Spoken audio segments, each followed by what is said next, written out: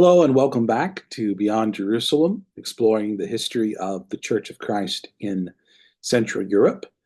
I am grateful for your responses so far to week one, and I promise I'll be getting back to you once a few more days pass. I appreciate your patience. I've been traveling for a wedding, and now that I've returned, I seem to be sick, and so there's just some delays that unfortunately we'll have to contend with. Session two will be, I hope, enlightening, only if for nothing else, to gain some perspective. And that's sort of how I'd like to open up again with a bit more on the question that we asked at the very beginning. What kind of course is this?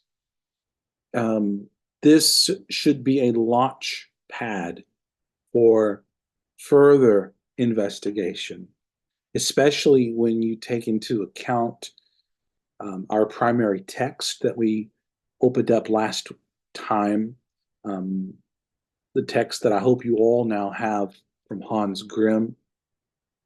This by no means claims to be the final word on this subject, but hopefully it will be a point where we can all find something interesting and hopefully go beyond what is the surface. So we're going to do some of that, hopefully today, gain some interesting perspective, and continue to marvel at the heritage that we have as members of the Church of Christ. So today, I'd like for us simply to look at what Grimm says about persecutions and the expansion of the church. And this picks up virtually right after the end of the New Testament. He gives us a bit about where congregations of the Church of Christ were known to exist right around that time. And then he talks about what happens next, which is persecution and expansion.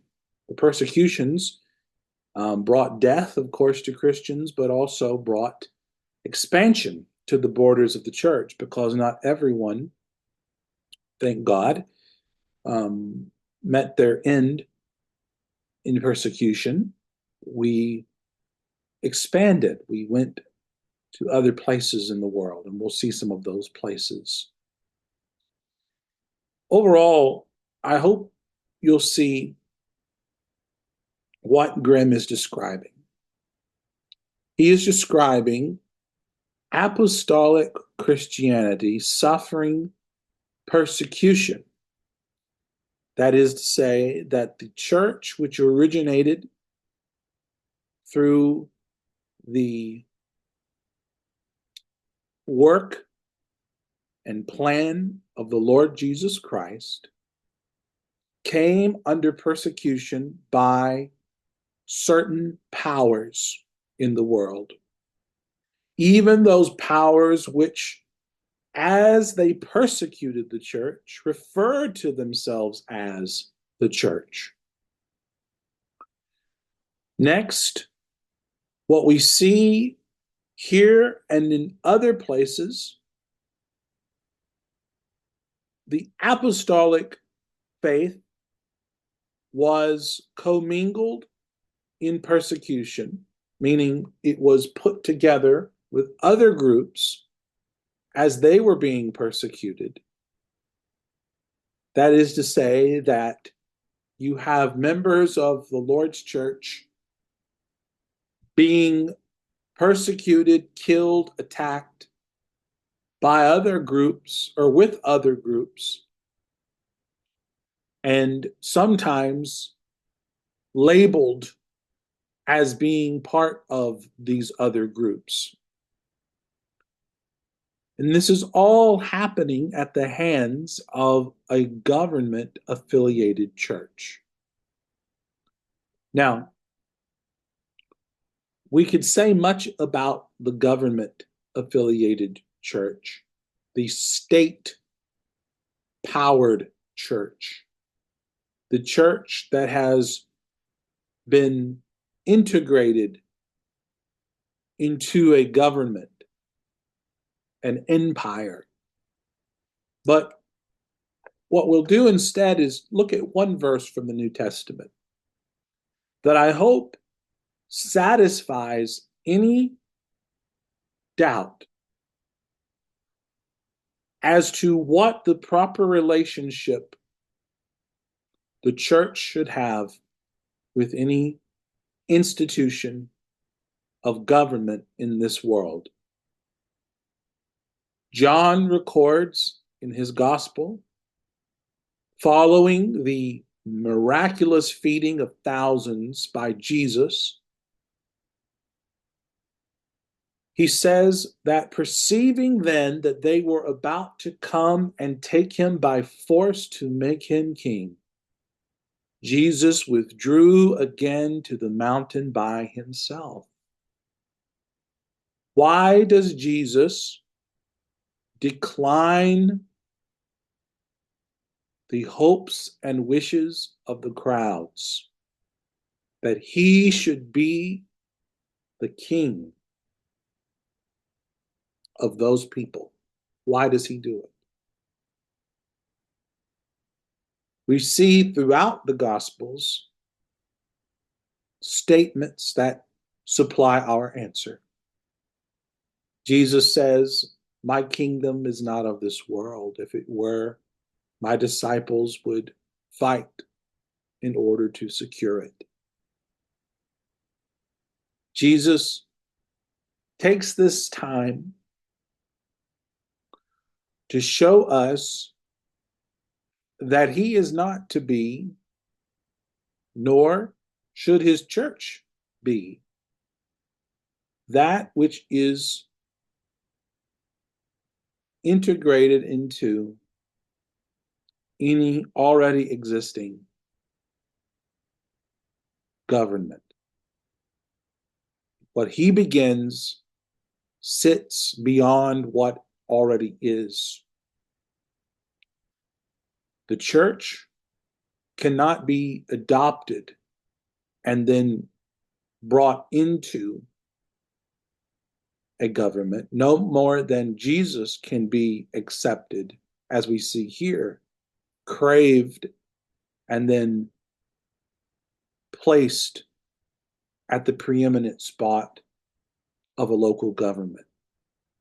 Yet this is precisely what we have, and this is precisely what we see in the writings of Grimm, that the empire, particularly of Rome, saw fit to give the Edict of Milan, a legal document that led to the ultimate endorsement of Christianity by the government, which then brought in the full integration of Christianity, the state Christianity that begins the persecutions that we read in our chapter today. So, a little bit about the groups that were being persecuted. We often think that in the early days of the church, there were only a few different views, only a few different groups. We might say only a few denominations, if any at all. However, this is simply not the case, at least when we read Grimm. He gives several groups that were already existing at that time who were being persecuted under the state church. And within that group, we find the Church of Christ. So let's look at a few of the names. There were groups known as the Arianists, and their primary claim is that Jesus Christ, the Son of God, God the Son, is a creature, meaning that there was a time when the Son was not, that he comes into existence later. Then there were the Donatists. This group held a peculiar view that if the Christian, particularly a member of the church who held an office, so let's say a bishop or a minister of some sort, if one of these Christians had any kind of known sin, then it would invalidate anything going on in that congregation. So they were highly divisive because they craved total purity. Then you have the Novatianists who believed that there can be no forgiveness for lapses of faith.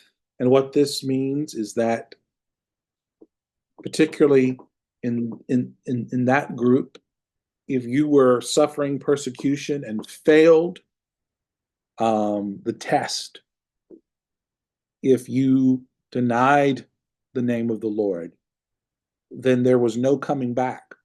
You were never to be accepted again amongst the church. You were effectively written off forever. Other groups that were existing were the Marcionites. And again, this is a rough general sketch of what they believed, but they believed that there were two versions of God, one in the Old Testament, one in the New. And they believed, like several other groups, that the world in which we live is irredeemably evil, that the material world was something that we should despise, reject, and seek to escape. Then there were the Manichaeans, who held some similar beliefs. They, however, believed that Jesus was not so unique, that he was merely one of many great teachers, and that the latest prophet, named Mani, should be honored above Jesus. Finally, the Avards, who worship the sun. These groups are groups that Grimm mentions as being persecuted alongside the Lord's church. Because all of these different groups are being persecuted alongside the Lord's church, what we're going to see throughout the text, but also throughout the broader written history, is that members of the Lord's church are often called or mislabeled as being one of these groups. It's because to the persecutor, they're all the same, right? They're all heretics. So why be specific? Why be accurate when you're persecuting heretics? Just they're heretics. No need to honor their particular heresies. They're all heretics. This is another reason why at times it's been difficult to trace our movement through history because, particularly in later history in Central Europe, members of the Church of Christ are described as Baptists or Anabaptists, maybe because of some practice, but typically because we were being persecuted alongside Baptists or Anabaptists. It's important for us to think critically when we read history and understand that the author of any historical text may write with these biases in mind. And so let's be careful not to assume that when we read of people being persecuted, when we read of these groups, and the author says 1,000 Manichaeans died in this persecution, let's be careful not to assume that they were all true Manichaeans. Let's be careful not to assume that they were all what the persecutor says they are. Now, a few more moments talking about where this is all happening. Grimm gives a major list of places where Christians are found, persecuted, and flee from, into and up to the north, particularly Central Europe. There's a great paragraph that all of these places appear. It's one of my favorites inside of all the book. But just for our benefit, I've just sort of chronicled these and produced some pictures that I hope will give you a sense of context. So the first area that Grimm says we find these Christians is Syria. It shouldn't be a surprise. Syria is a place where people have been living perhaps earlier than almost anywhere else. Damascus is the longest inhabited, continually inhabited city in the world. And you see here on the map, Syria is just north of the Holy Lands. And Grimm says that Christians were being persecuted in Syria and were living there in Syria. He also describes Christians in Armenia. Armenia is such an important place to Christianity. Later, we'll see many who were preaching and teaching the apostolic faith in this mountainous and beautiful country. Some records hold that the very first church buildings were erected in Armenia sometime in the 3rd century.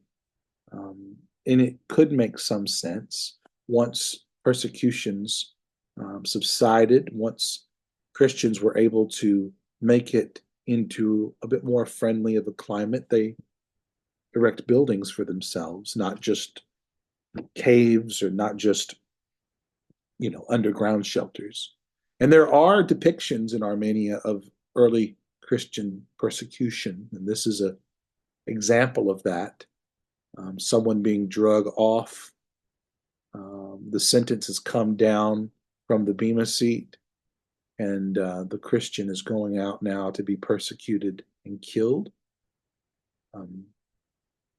But I want you to think, again, launch yourself into further study.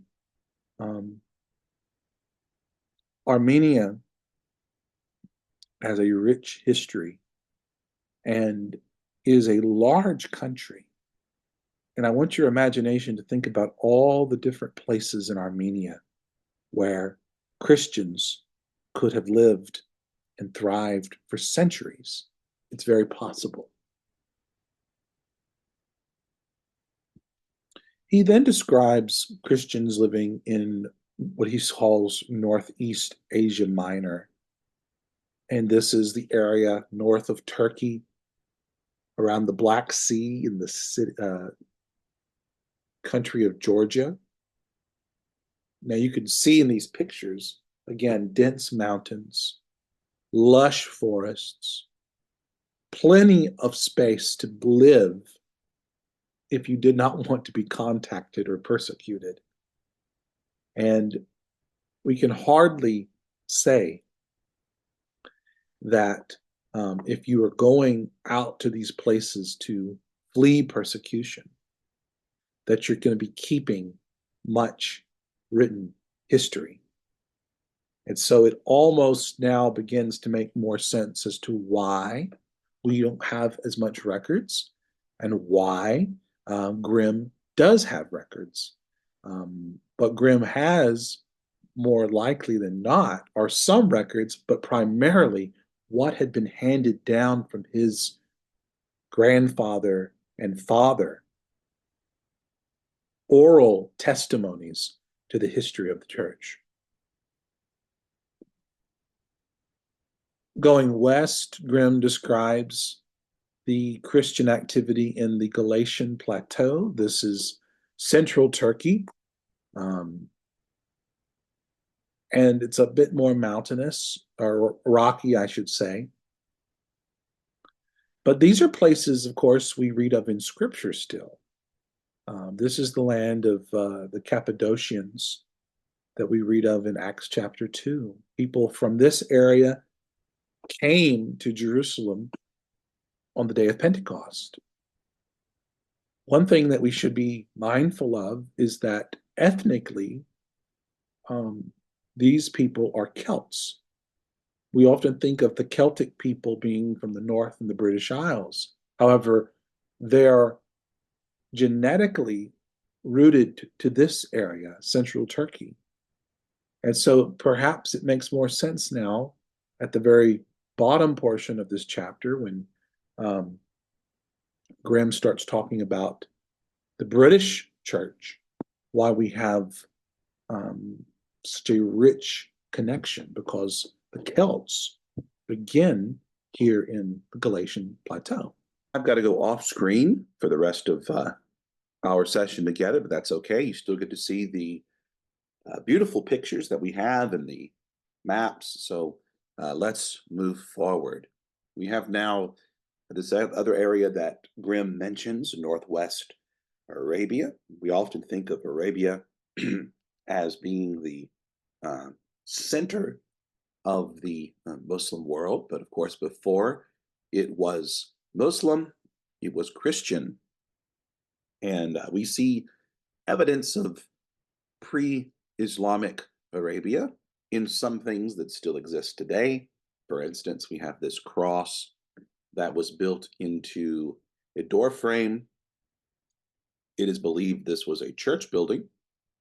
We have a stone here that you can see many names are written on, but see if you can look at these letters going from bottom to top, top to bottom. This is the name of Jesus. This is evidence of Jesus's name being associated with the divine, because most of all these other names written on the stone are names of deities. And so we have Jesus being associated with the divine here in Arabia. Grimm says that Northwest Arabia was a center of Christian activity, apostolic Christian activity there in the first few centuries after Christ. Heading a little bit west, we have the Sinai Peninsula.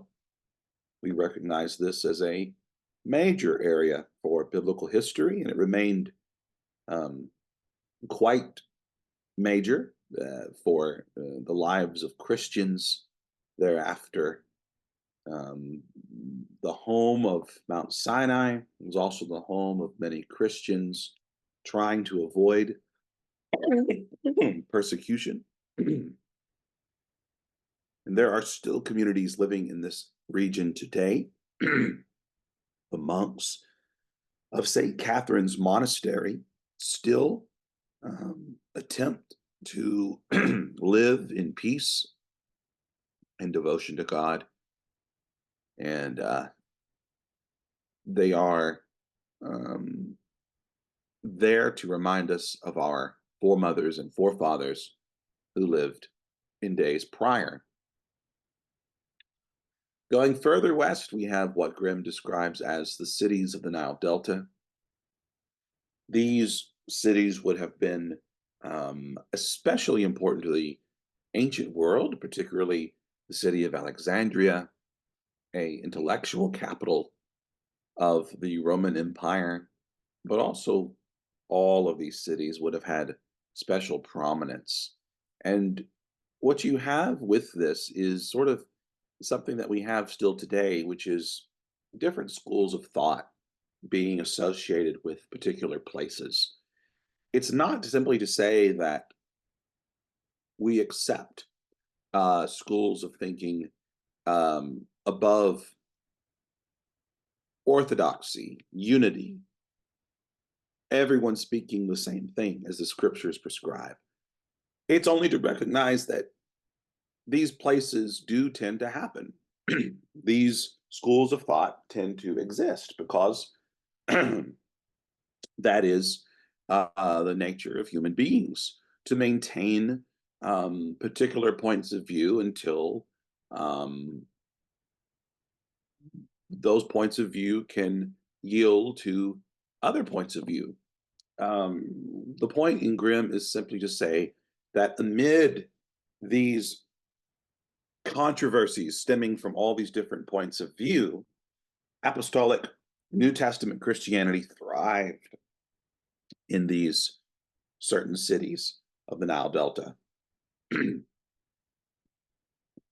Moving further west, we come to what Grimm describes as the hinterland of Cyrenaica.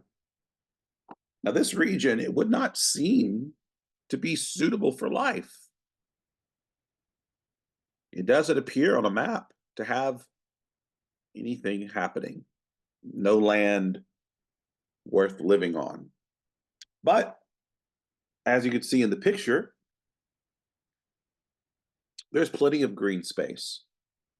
There are small little rivers, ponds, and most importantly, caves. Look at these great caves that are in this region. And a cave is a Christian's best friend, offering security, safety, um, protection against those who would come and persecute you.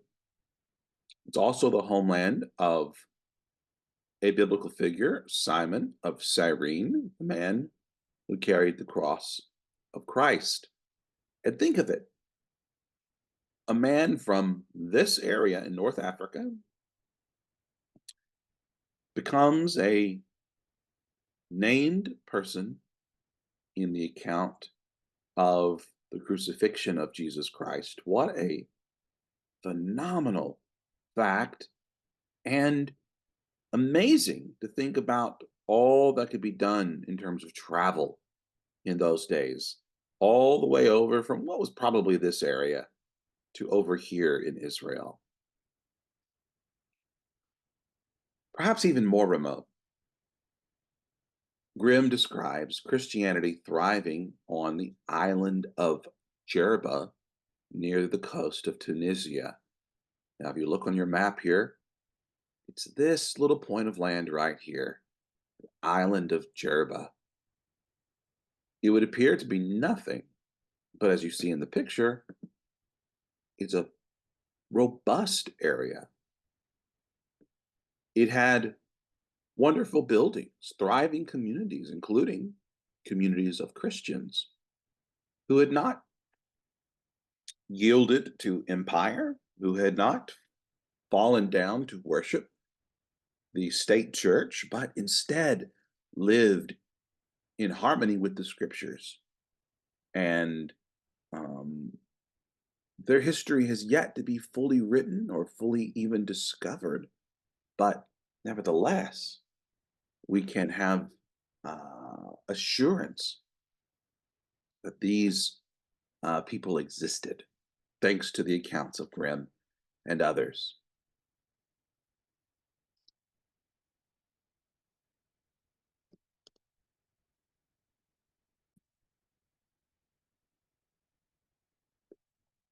Now we reach the western extreme of this survey of Christian territory, and it brings us to the Atlas Mountains.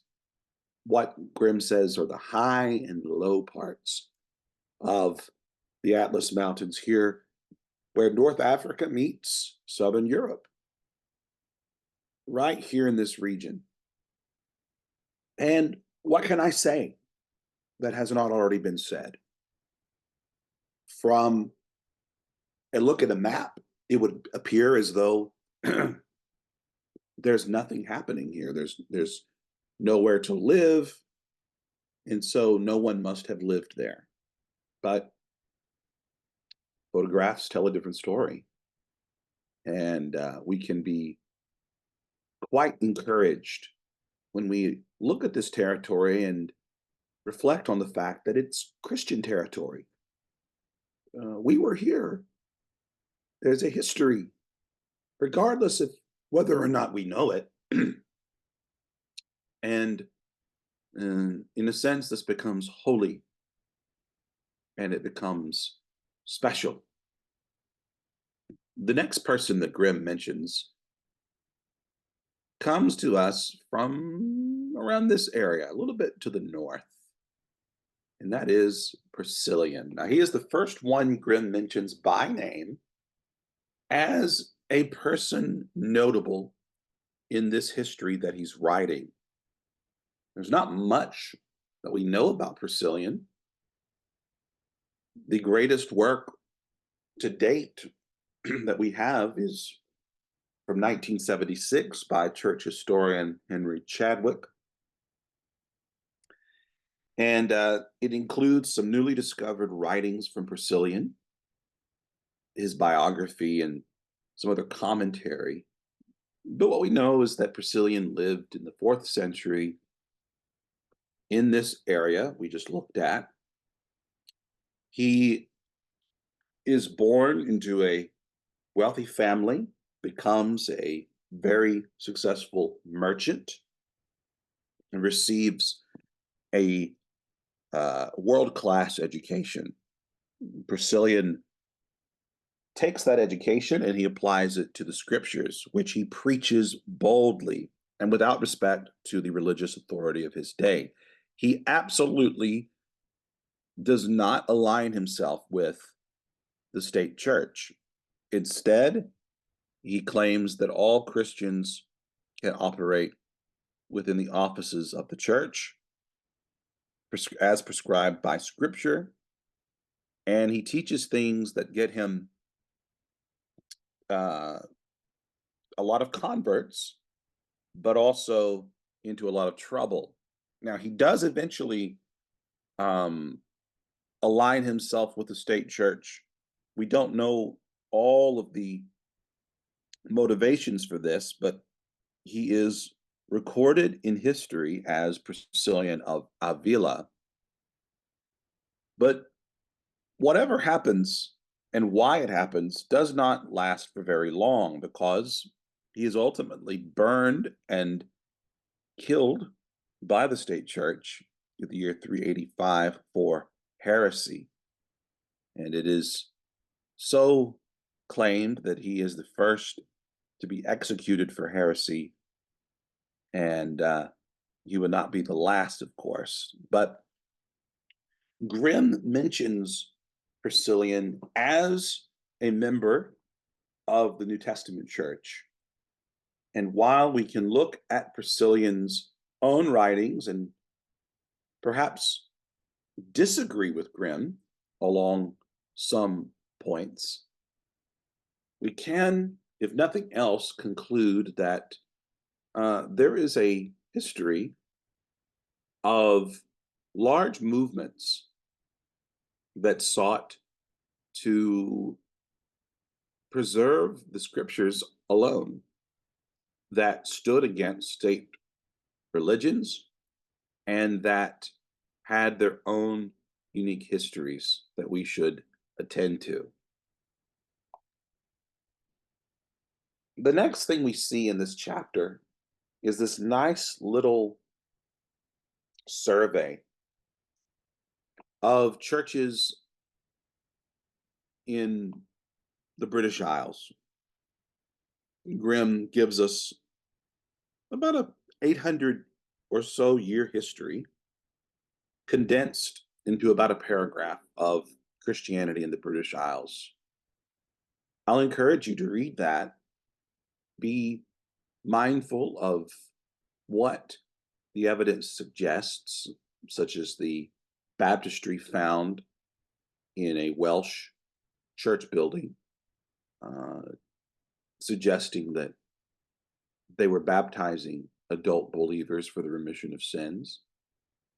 Use that as a launch pad for further research into Celtic Christianity. There is the story that I was told when I was coming into university, the University of St Andrews in Scotland, very remote part of Scotland in the north, that in the ancient world,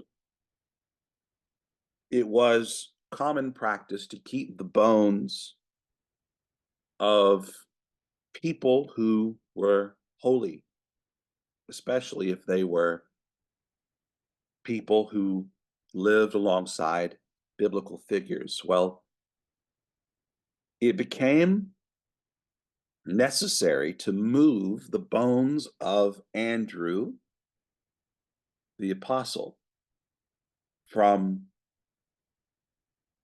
Crete to the furthest possible region away from any persecutor. And so they wanted to sail and secure the bones of Andrew far, far away, and they took them to where they thought that was, and that was in Scotland, in what would be known later as St. Andrews. Well, they thought that when they arrived to this land, they would need to explain to the people they would find there the significance of the bones.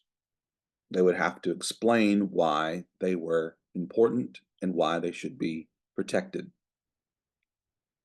The story goes that when these sailors arrived, they were met by local Christians who immediately understood who Andrew was and why his bones would be important.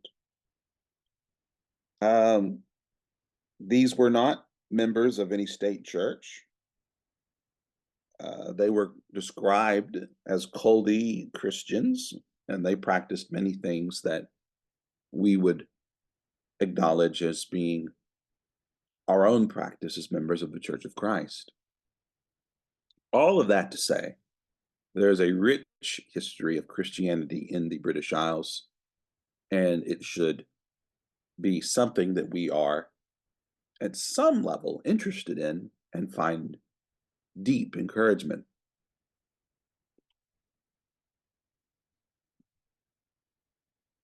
Wrapping up, just a couple of books that I'd like, if you're interested in learning more, to recommend to you. The first we've already mentioned, a book by Chadwick on Priscillian of Avila. It gives, again, a great insight into the life of this figure. And then finally, this great book by Walter Bauer. It's somewhat rare. It's called Orthodoxy and Heresy in Earliest Christianity. And it does precisely what Grimm has done and what I think we're trying to do in this course. It is there to disrupt the narrative that in the very earliest days of the church, there was one prevailing dominant form of belief, and that all others were merely random, unimportant, and strange beliefs. Bauer argues that there were large pockets of believers who had their own histories, their own issues, their own practices that have been overlooked, extinguished because of the prominence of the state powers. And while he does not mention the Church of Christ specifically, because he does mention so many others, it stands to reason that we were there too. So I invite you to read on and to, again, use this material as a launch pad into this topic. So, again, I'm very sorry for the quality of this message. Again, my health is not what I wish it would be. Please let me know your thoughts. I'll get on with reading more of your written statements, reflection summaries. Let me know if you have any questions or there's something you'd specifically like to discuss. And hopefully, in the next sessions, we'll get to be more focused on specific people, issues, areas, as Grimm brings focus to them. And we'll look at those who were supposedly followers of this lady that's mentioned at the very end of this section that we're reading, who would become the Paulicians. We'll see more about them because they have quite a significant role to play in this survey. God bless you, and God bless us as we study. Thank you.